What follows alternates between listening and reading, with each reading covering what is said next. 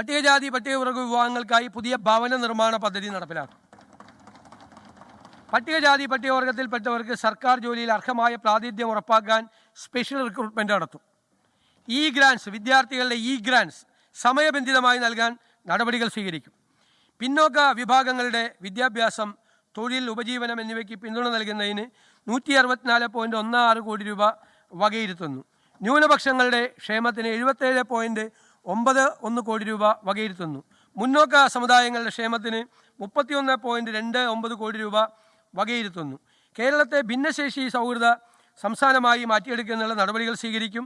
ഭിന്നശേഷിക്കാർക്ക് തടസ്സരഹിത യാത്ര ഉറപ്പുവരുത്താൻ ബാരിയർ ഫ്രീ കർശന നടപടി സ്വീകരിക്കും. ഇതിൻ്റെ ഭാഗമായി പൊതു ഇടങ്ങളിൽ റാമ്പ് അടക്കമുള്ള സൗകര്യങ്ങൾ ഉറപ്പുവരുത്തും. ഭിന്നശേഷിക്കാരുടെ കലാപരമായ കഴിവുകൾ പ്രദർശിപ്പിക്കാൻ അവസരങ്ങൾ സർക്കാർ ഒരുക്കും. അംഗൻവാടികൾ വഴി പഠന വൈകല്യങ്ങളും ഭിന്നശേഷിയും നേരത്തെ തിരിച്ചറിയാനുള്ള സ്ക്രീനിംഗ് സംവിധാനങ്ങൾ കാര്യക്ഷമമാക്കും. സാമൂഹിക സുരക്ഷയും ക്ഷേമവും മേഖലയ്ക്കായി 590.11 കോടി രൂപ വിലയിരുത്തുന്നു.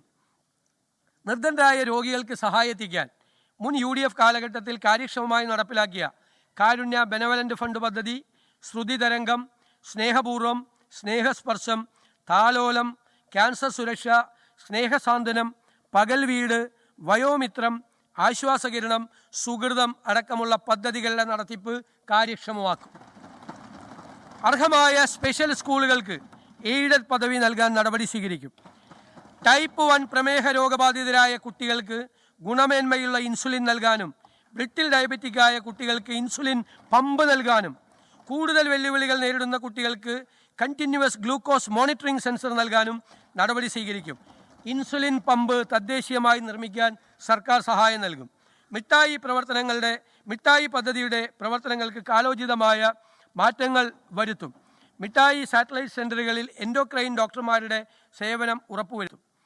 സർ, സംസ്ഥാനത്ത് സാമ്പത്തിക കുടുംബാരോഗ്യ കാരണങ്ങൾ മൂലമുള്ള മാനസിക ആരോഗ്യ പ്രശ്നങ്ങൾ വലിയ തോതിൽ വർദ്ധിച്ചു വരികയാണ്. ഇതിന് പരിഹാരമായി സോഷ്യൽ വർക്ക് പ്രൊഫഷണലുകളുടെ സഹായം ലഭ്യമാക്കും. പ്രവാസി ക്ഷേമനിധി ബോർഡിൻ്റെ പ്രവർത്തനം കാര്യക്ഷമമാക്കാൻ നടപടി സ്വീകരിക്കും. സർ, ദേവസ്വം വികസന പ്രവർത്തനങ്ങൾ. ശബരിമല, ഗുരുവായൂർ, കൊട്ടിയൂർ, തിരുവല്ലം എന്നീ ക്ഷേത്രങ്ങൾ പ്രമുഖ തീർത്ഥാടന കേന്ദ്രങ്ങളായി മാറിയിട്ടുണ്ട്.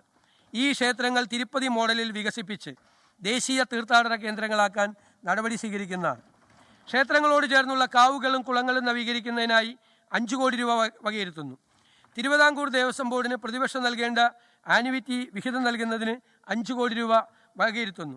മലബാർ ദേവസ്വം ബോർഡിൻ്റെ പ്രവർത്തനങ്ങൾ കാര്യക്ഷമമാക്കുന്നതിനും കൂടുതൽ അധികാരം നൽകുന്നതിനും മറ്റ് ദേവസ്വം ബോർഡുകൾക്ക് സമാനമാക്കുന്നതിനും നടപടി സ്വീകരിക്കും.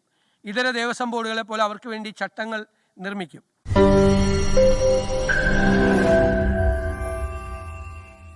ലോകത്തെവിടെയായാലും ഏത് സമയത്തും 24 വാർത്തകളും ഓഗ്മെന്റഡ് റിയാലിറ്റി പാക്കേജുകളും എക്സ്പ്ലെയിനറുകളും വിശദമായി കാണാൻ ഞങ്ങളുടെ YouTube ചാനൽ നിങ്ങൾക്ക് സബ്സ്ക്രൈബ് ചെയ്യാം.